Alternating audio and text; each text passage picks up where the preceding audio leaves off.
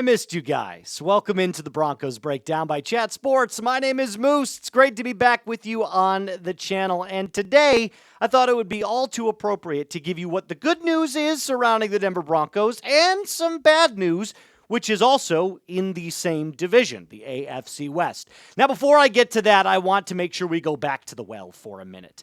I want you to name me a random Broncos fan. Tried to combine the two words there. From 2000 to 2010. Could be any player. I'm going to go with Dwayne Carswell, tight end. Let's go like 2000 to 2004. That'll be my guy and my answer. But let me know in the comment section down below. Let's start with the good news. Mr. Nik Bonitto and the Broncos are currently in contract negotiations. He was at training camp, did a little interview, and basically just said, yeah, talks are going really well right now. Can't complain. And he also believes that the current edge market, which I know he's listed as a linebacker, but he plays as an edge, so he'll get paid like an edge. The edge market is sky high right now, one of the highest paid positions outside of quarterback in the NFL. Zach Stevens was the first one on the report saying that Bonitto and the Broncos are currently in contract negotiations, and he believes that the edge market's in his favor. Contract talks are going well, but he is letting his agent handle all of that, and in the most awesome response ever is that he is just focused on the football. His focus is on winning and getting a championship for the city of Denver. Now, if we take a look at Bonitto's last year, 2024, he really exploded onto the scene, right? We've talked about this multiple times here on the channel. We don't need to rehash just how good he was last year, but I think it is important to at least note that Bonitto in 2024 was leagues above where he was even in 2023 and in 2022. His career numbers so far in 47 games played are very, very respectable. 23 sacks in 3 seasons essentially is averaging what? A little over 7 sacks per season, and I can pretty much guarantee you that barring any injury or severe setback, he's going to have more than 10 in 2025, which also means he's going to command a pretty big number. I think we can all kind of reasonably assume that with the most recent transactions and the resetting of the edge market in the NFL, Bonitto is going to cost a pretty penny. Now, exactly what is he going to be wanting? Well, I can guarantee you this. It's not going to be top 5 money. In fact, I really don't think it'll be top 6 money either. It's probably going to fall between somewhere 7 to 10 is my guess. And I say that because there have been a lot of comparisons to Montez Sweat's contract that I've been reading about. I think he'll get right around that, maybe slightly less. And if you remember the most recent NFL moves that have happened just last week, TJ Watt signed a massive 3-year, $123 million extension with the Steelers, $108 million guaranteed. Now, again, Bonitto's not going to get that kind of money. But the amount, in my opinion, that he is going to get is going to be based off of the length of the contract, because it's going to be slightly different. Is he going to want a 3-year extension? Is he going to want a 4-year extension? I think he'll end up getting a 4-year extension simply because he's younger than TJ Watt. TJ Watt's now, what, 30, 31, producer Alper? I think he is 30 or 31. It's one of those two. Either way, he's a lot older than Nik Bonitto. But the one thing that I think we can all rest our kind of morals on right now is that Bonitto is an ascending player. So he's going to get ascending type money. And we're going to talk about a Kansas City Chiefs player that also just got paid on the same side of the ball. In fact, kind of does almost the exact same thing as Bonitto, and he just got paid. So what, in my opinion, this is according to Moose, what, in my opinion, will be Nik Bonitto's contract projections?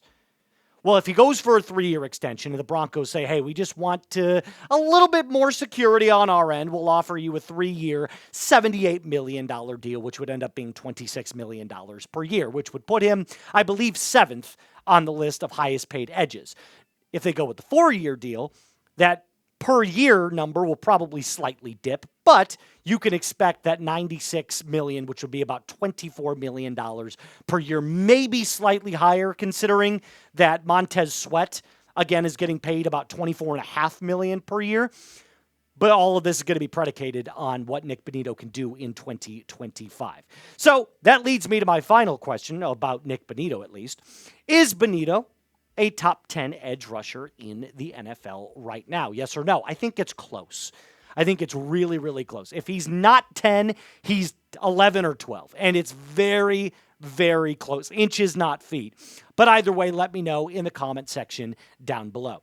Now let's talk about the bad news, because in the exact same division as the Denver Broncos, in fact, the team that has won the division over and over and over again, they just made a couple of signings that, in my opinion, were central to the core foundation of their team. And no, their names are not Patrick Mahomes or Travis Kelce.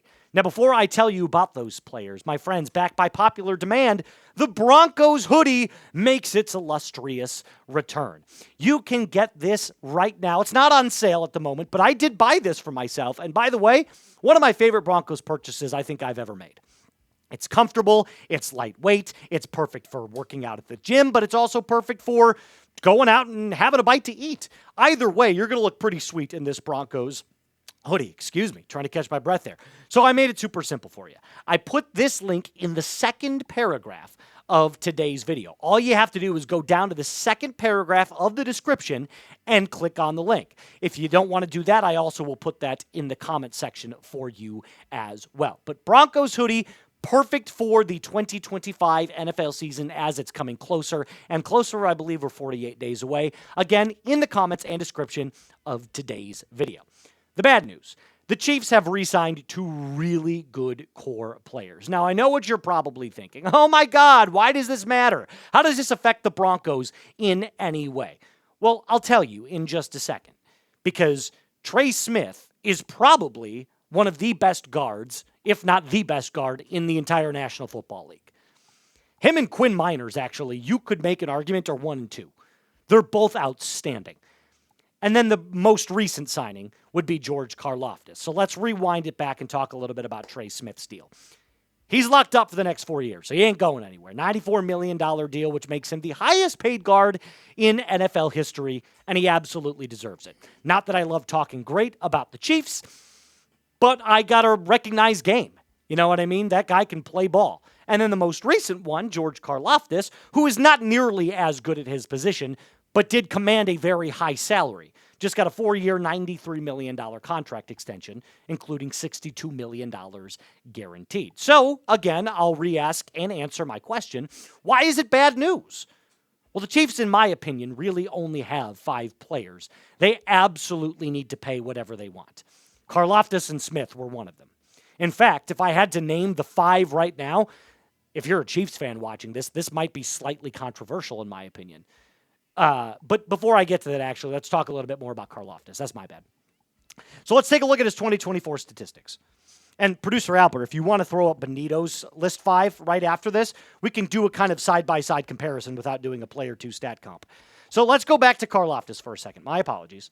Got off track there a little bit. 35 tackles, 9 for a loss, 8 sacks, 28 quarterback hits with a PFF grade of 68.4. These are very solid numbers.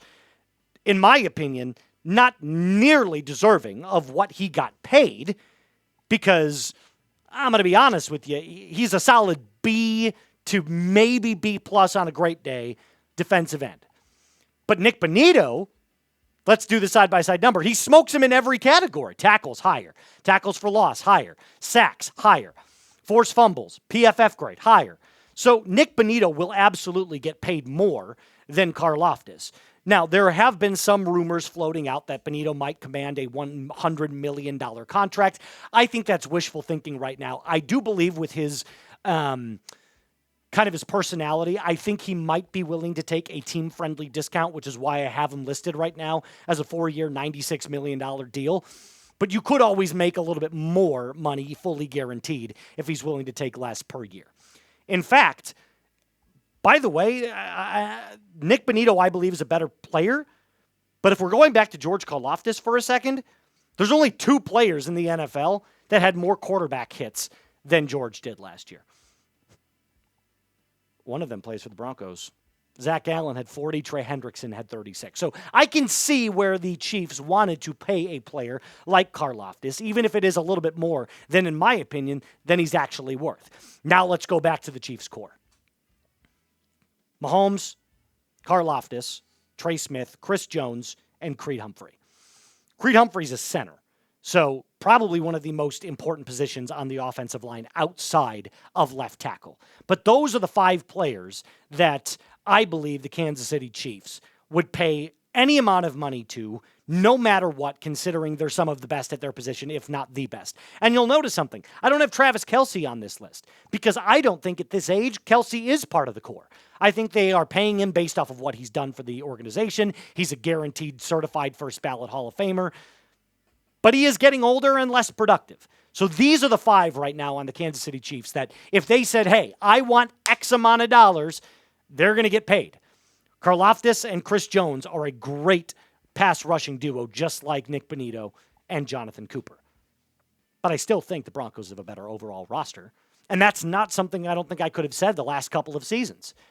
But this year in 2025, at least on paper right now, the Broncos, in my opinion, edge out the Chiefs, which is why I've said multiple times, I think they're going to win the AFC West. I think the Chiefs slide down to a 10 or 11 win team. That's just my opinion. But I'll ask you, because they play them twice every single season, what will the Broncos' record be this year against the Chiefs?